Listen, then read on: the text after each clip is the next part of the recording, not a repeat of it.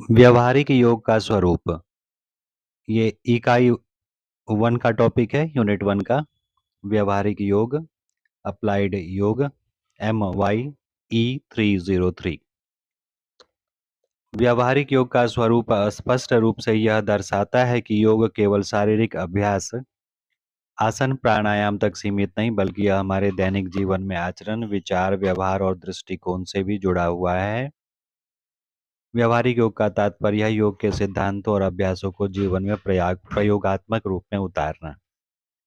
स्वरूप के प्रमुख अंग: शारीरिक स्वरूप, फिजिकल एस्पेक्ट; मानसिक स्वरूप, मेंटल एस्पेक्ट; आत्मिक या आध्यात्मिक स्वरूप, स्पिरिचुअल एस्पेक्ट; सामाजिक स्वरूप, सोशल एस्पेक्ट। ये 4 हो गया।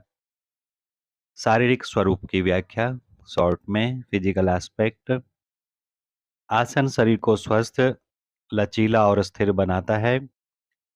प्राणायाम श्वास के माध्यम से ऊर्जा प्राण का नियंत्रण करता है। शुद्धि क्रियाएं सठकर्म शरीर की सफाई और संतुलन बनाए रखता है। मानसिक स्वरूप, मेंटल एस्पेक्ट दूसरा, ध्यान मेडिटेशन, मन की एकाग्रता और शांति के लिए।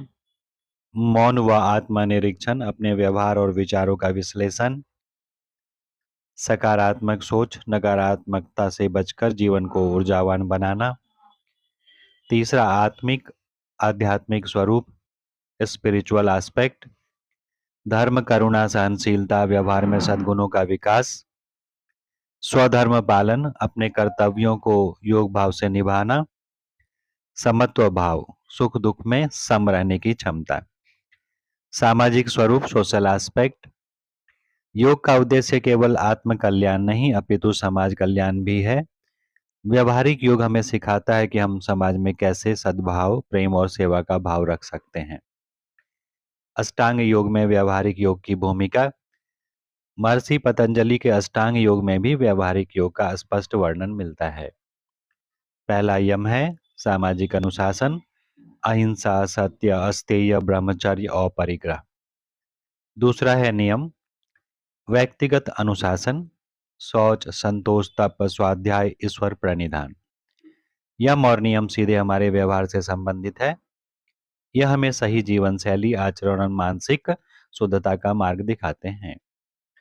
व्यवहारिक योग का सार। योग का वास्तविक स्वरूप तभी पूर्ण होता है जब वह केवल व्यायाम या ध्यान तक सीमित न रहकर हमारे विचारों, शब्दों और कर्मों में भी झलके।